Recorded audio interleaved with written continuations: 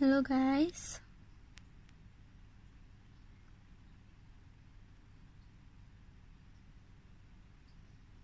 Okay, so basically today I'll be doing a live talking about what is ethereum.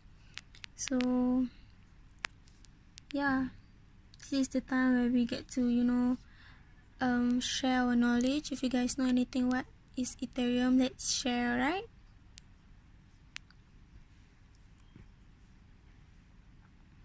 So let me proceed. So for today I will not show my face. So yeah. So what is ethereum, guys? Ethereum is a blockchain-based public ledger that allows for the development and deployment of decentralized application. So this entire platform is built via Ether. These crypto tokens are necessary to develop, deploy and run apps on the Ethereum blockchain. Ether is given as a payment by clients to underlying machines executing operations. It can be acquired by either trading or mining, right? So hello Albertine and Esther, howdy. So yeah, as you guys want to know what is the sign over here, the one with diamond shape, that is actually a logo of Ethereum. Yeah. So what's the difference? Okay, what is Ethereum? So Ethereum is the one that I explained earlier on. However, it is also a second known coins that people use. First of all, a lot of people know Bitcoin. Yeah, it's the same way as Bitcoin. So Ethereum is the second one that being used by a lot of people. So yeah, I must clarify that unlike Bitcoin, Ethereum is not a cryptocurrency but a crypto commodity. So though the background technology is similar, the purpose and capabilities are completely different. So while Bitcoin serves a peer-to-peer electronic cash system, Ethereum works as base-level blockchain for running decentralized applications. Hello, Melind. Yeah, right. So basically, that is the main thing that you guys need to know. What is Ethereum? So if you know what is Bitcoin, it's easy for you to understand what is Ethereum. So let's proceed. I will not be sharing like a lot of it. To make it easier, I'll be showing you guys the video, end of the video, like what is Ethereum, so you guys get a clear picture of what they explain instead of me just reading this out to you guys. Yeah. So I'm so sorry if I won't be showing my face. Yeah. Also okay. Let me tell you the background technology Ethereum virtual machine. So Vitalik Buterin, the founder of Ethereum. So who is the founder of Ethereum? Is Vitalik Buterin.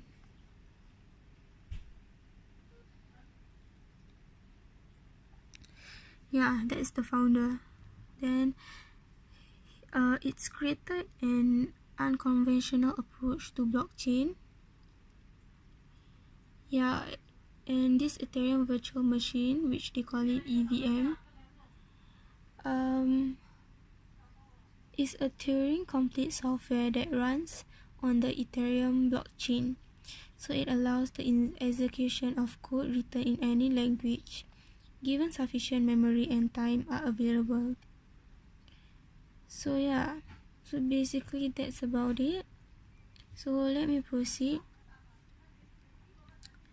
Yeah, if you guys want to know more about it, you can go search on Google what is Ethereum. Basically this is the logo. Yeah. So what are smart contracts and how they are related to Ethereum? So this is the picture of it, like how it works. Yeah, so with picture you guys can understand better of what it is. Okay, so let's proceed. So let's find out what is smart contract, like what does that do, like related to Ethereum. So basically, smart contract are blockchain-based contract that executed as soon the underlying conditions are matched. So since there is no centralized authority, these contracts are free from frauds, interference, or speculations. Yeah. So this contract can be used to facilitate the exchange of anything valuable like money, shares, and content. So though using smart contracts sounds interesting, there are serious implications involved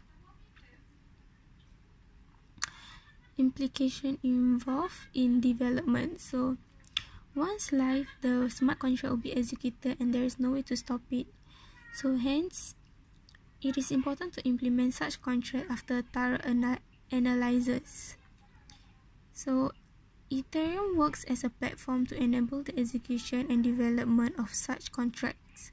So all blockchain applications built on Ethereum use some kinds of smart contracts for transaction processing. So in the absence of a blockchain platform like Ethereum, the entire blockchain needs to be hard-coded. So now, developers can use the Ethereum blockchain for rapid development and launch. Yeah. Hello there, CC.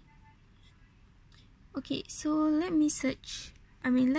us proceed with the application of Ethereum. So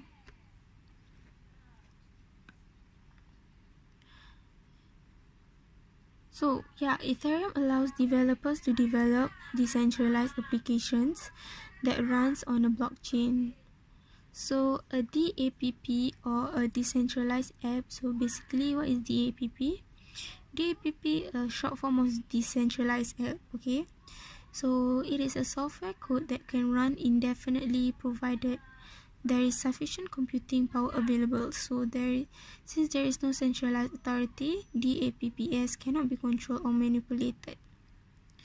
So then let's move forward. So they can also step ahead and create a fully autonomous decentralized organization. So these organizations are created based on a collection of smart contracts that govern their functioning. So yeah, with Ethereum, it is possible to decentralize any centralized system such as banking, post, insurance, claims.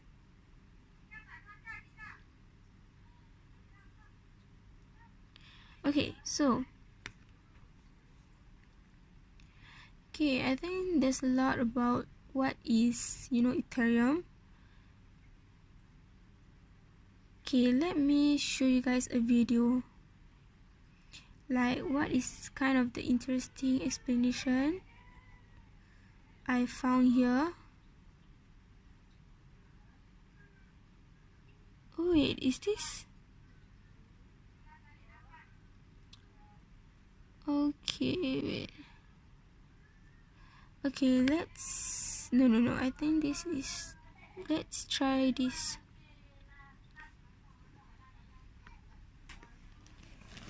Let's watch this video. Bitcoin isn't the only cryptocurrency out there. It's a bit complicated, but it helps to understand the way that the internet works. What's up, crypto peeps? It's your girl Isa, here to deliver your daily dose of Bitcoin news.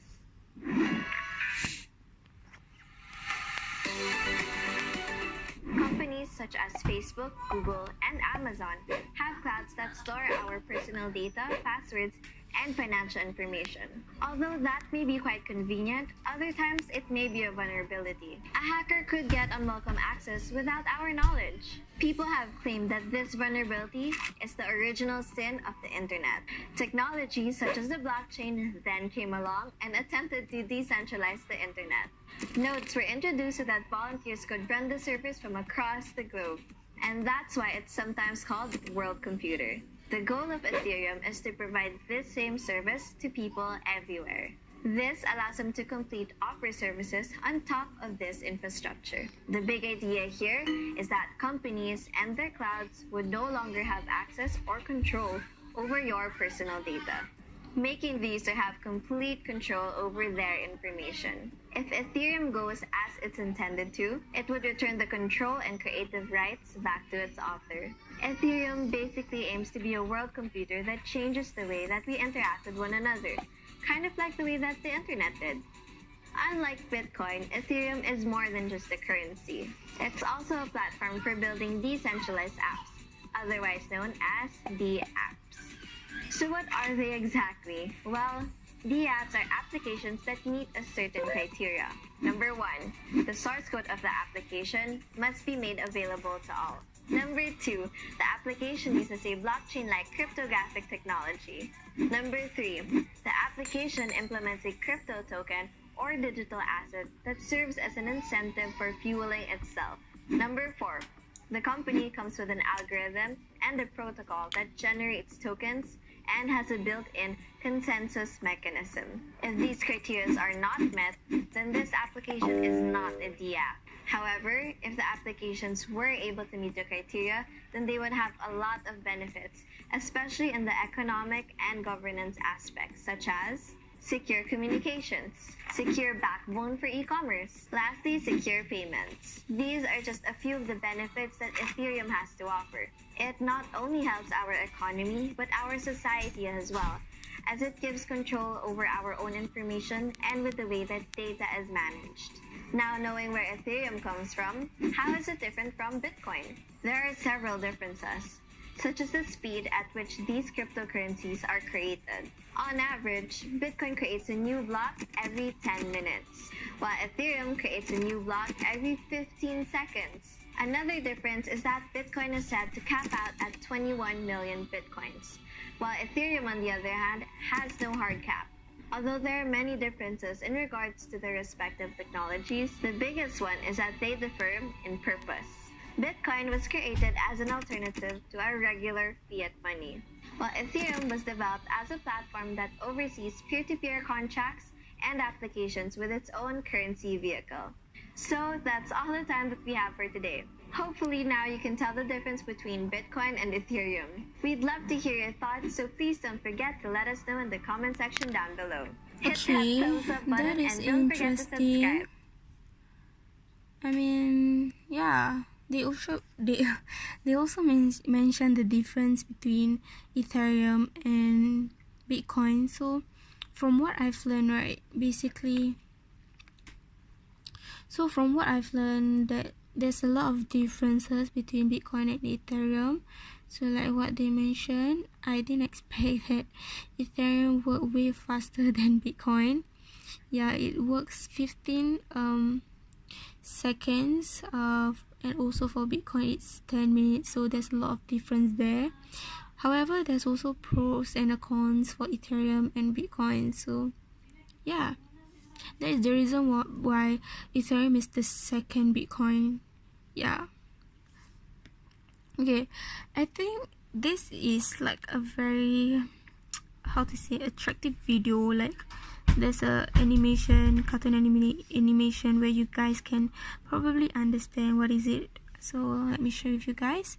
Probably this will be the last video. Okay, since from the video previously it shows at the end of the video that the difference between Ethereum and Bitcoin. So for this one, it interests me to show you guys the difference between these two. Okay, alright, so let's go.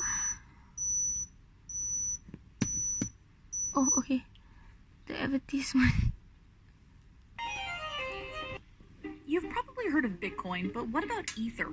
There's an arms race going on right now in the world of cryptocurrencies, and Bitcoin and Ether are leading the pack.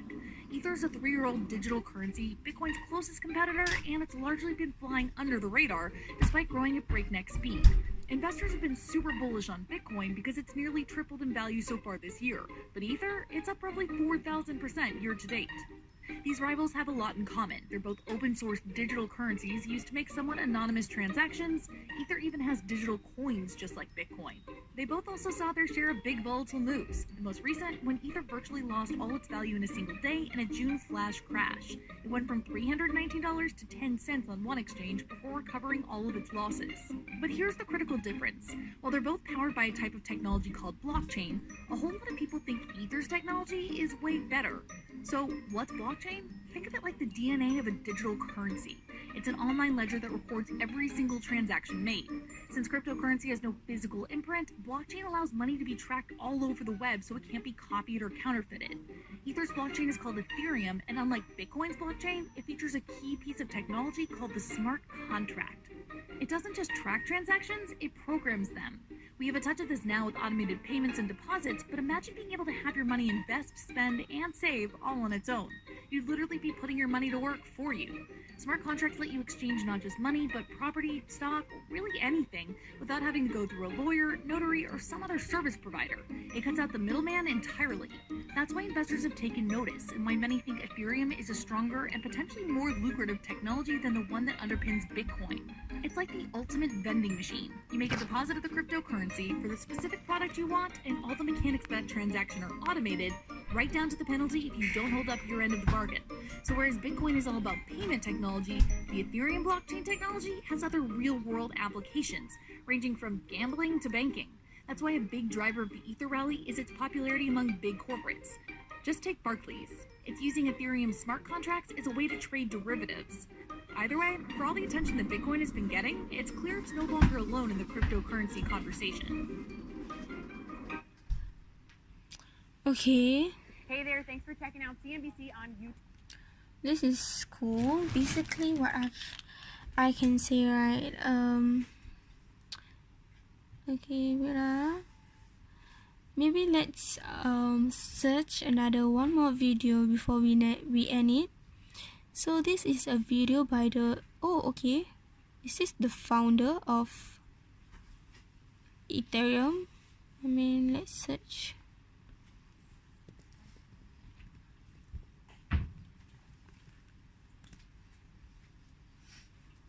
Oh yeah, okay, that's good. So he's the founder of Ethereum. So let's see what he got to say about it.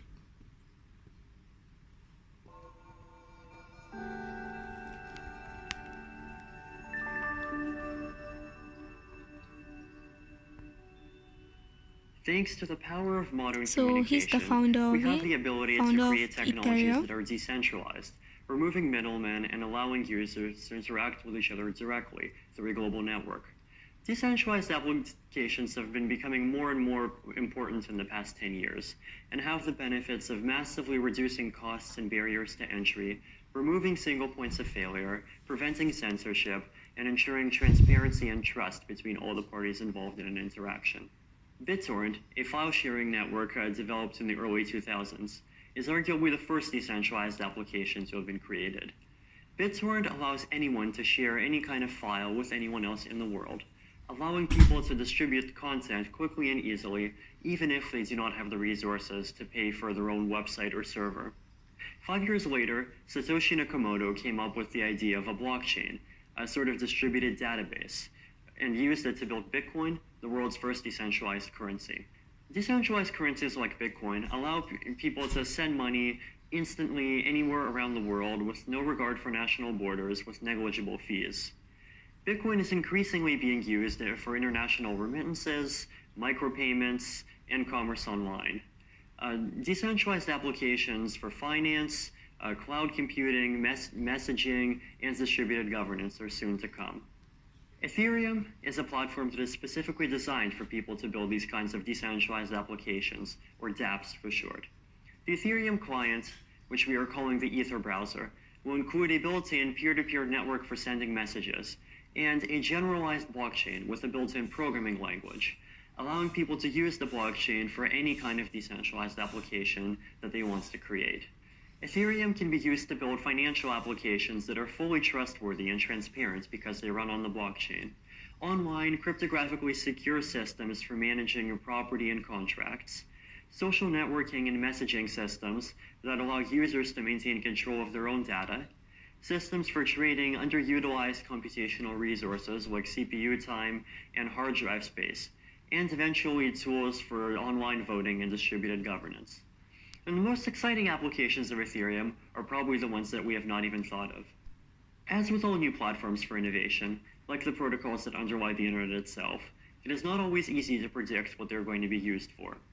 Gmail, Facebook, Twitter, Instagram, and the modern internet as a whole are all a result of early developments in the World Wide Web and JavaScript, the programming language of the World Wide Web, from the 1990s. Similarly, by providing a universal programmable blockchain and packaging it up into a client that anyone can use, the Ethereum project hopes to do the same for finance, peer-to-peer commerce, distributed governance, and human collaboration as a whole. Now the question is, what will you build on top of Ethereum? Okay. So, yeah. Basically, the founder itself explained what is Ethereum. So, this will be all like from me today, like the sharing of what is Ethereum and what's the difference between Ethereum and also Bitcoin. So, yeah, thank you.